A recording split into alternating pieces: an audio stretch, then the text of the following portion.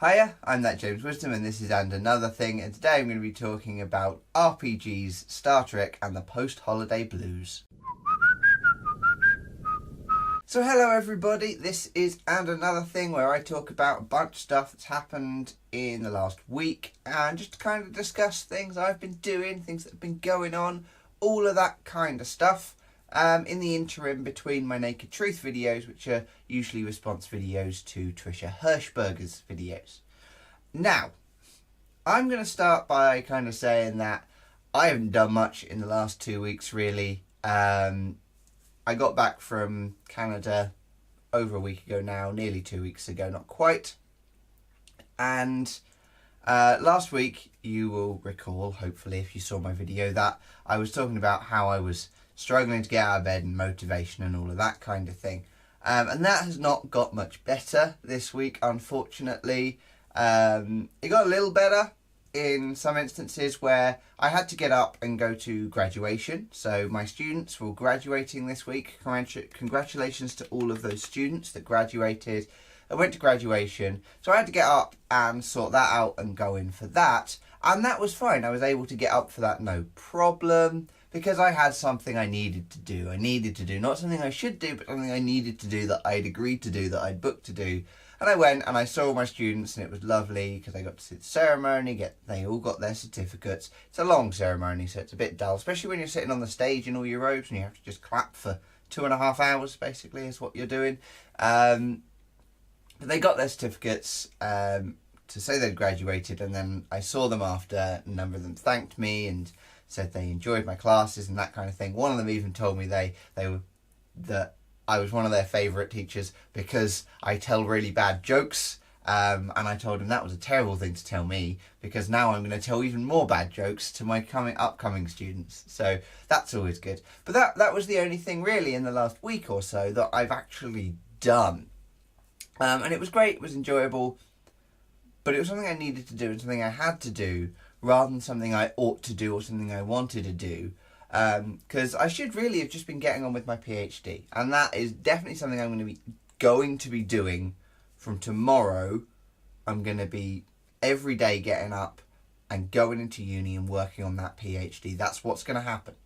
And I need it to happen. If it doesn't happen, I'm going to be really scuppered on getting this done in a reasonable amount of time before the end of the year. So the idea is to have it done by the end of October at the moment, and probably, having not done it for a couple of weeks, I'm behind on that already, but we'll have to see. So I need to get back into doing that. And I don't know whether it is the post-holiday blues, as I said sort of in the intro, that's causing me to not really get up and do anything. But you know, I haven't been able to fix my sleeping patterns where I've been going to bed at a reasonable hour and then getting up at a reasonable hour. I've been going to bed at a not super reasonable hour, usually about, between 2 and 4 a.m, let's say. So usually it's sometime between 2 and half 3 really, or around that time, a.m. in the morning, which isn't a particularly sensible time to go to bed. But the problem I've also been having is I haven't really got up before midday. So even if I'm going to bed at 3, it's still more than the 8 hours I need, or that they recommend every night. And I'm still just like, even when I wake up at 9:30, I still don't get up until midday. At the earliest, like a lot of the time, I've been getting up at 3 in the afternoon. So I've been having 12-hour sleeps on average. And that's terrible, it's awful, because it's just no motivation to get out of bed and do anything. And that, I don't know whether it is because I just got back from a wonderful holiday where I had a really great time, and now I'm just like, don't want to do anything else. Or I can't motivate myself to do anything else or whatever. Or whether it's because I was ill and I kind of used that as an excuse and I got out of routine and now I need to get back into it. But either way, I'm struggling there.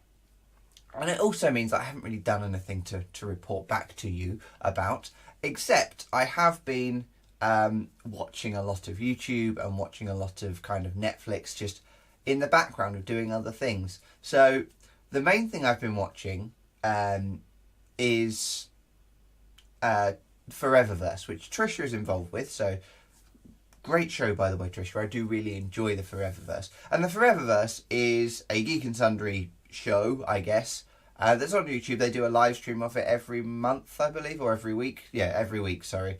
On the Geek and Sundry Twitch channel, I think it is, where they are doing a roleplay, a role-playing game with Ivan. I can't remember his last name, but Ivan is the games master, and then they've got a cast of about 5 people in this kind of collection of role plays, basically, and there's a story, and then they jump to a different kind of role play system. At the moment, the ones I'm watching are all in 7th Sea, which is a pirate adventure style role play, and I've been really enjoying it. It's great for a couple of reasons, because it's kind of like a podcast, really. It happens to be on YouTube, and obviously there's visuals, and it was streamed live, so there's the breakdown of the stream and everything, and occasionally you need to look at like what's going on the map, but other than that, right, you can just sort of do other things while that's on in the background, and that's generally what I've been doing. You know, I've been playing Sonic Mania on my Switch, which I'm really enjoying. Actually, I'm finding that is a great game, actually, on the Switch. I also bought Mario Kart, and it's just Mario Kart. It's great. It's just Mario Kart. But yeah, Sonic Mania, I've been playing that on the Switch, you know, doing a couple levels at a time when I'm a bit bored, or playing Animal Crossing on my 3DS, which I just got back into because I love Animal Crossing and it's great, and I hadn't played it in ages.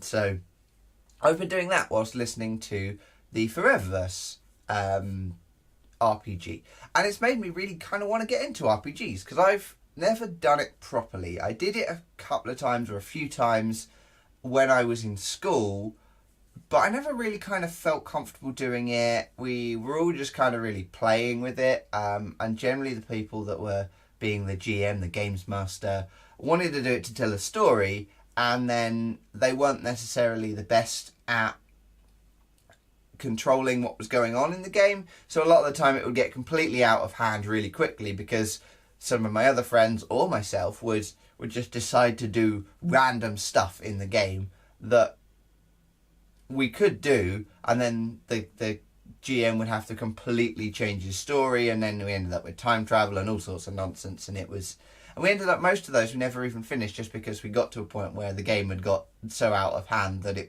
it was just like there was no direction anymore. So there was some issues with that, but one of the things for me that I think I found with it, I felt a little uncomfortable doing it. Generally, I felt uncomfortable pretending to be someone else, and I think that was because I didn't really know who I was at that point. When I was younger, I was very unsure of what I wanted to do, who I was, you know, where I sat in kind of who I was. Like, you know, I didn't have this sense of self that I have now, and I think that lack of sense of self made it really even harder to kind of remove myself from that existence of myself, and come up with another character, another person that I wanted to be for these brief periods, because I didn't know. I just didn't really know what kind. So a lot of the time it was just nonsense. But now I feel like it would be a lot of fun to really kind of dig into those kind of things. I'd love to GM. I love telling stories, and I love kind of interactive stories where the user or the participants in the story actually change the path of the story, which is basically what GMing is all about. That's what my master's was in what's called hyperfiction, which is interactive media with a storytelling focus. So the idea is that the story can change, or that the story requires a user to input on the story. It's not just reading a book or reading a comic or anything like that. It's something like that. And it strikes me that RPGs are just that. So you have a games master who has a broad sort of setup. Here's the environment we're in, here's the monsters we're doing, these are the things you're trying to get to, or here's the underlying story that you're trying to discover, or whatever it is. And then the characters within that narrative, depending on what they do, depends on how the story is going to unfold. And as the games master, your job is to adapt the story, keep it on tracks, or keep it on the right kind of path to give a structured narrative form, but also allow for enough wiggle room and growth for the characters to do different things, to make their own decisions, and allow them to make the story their own.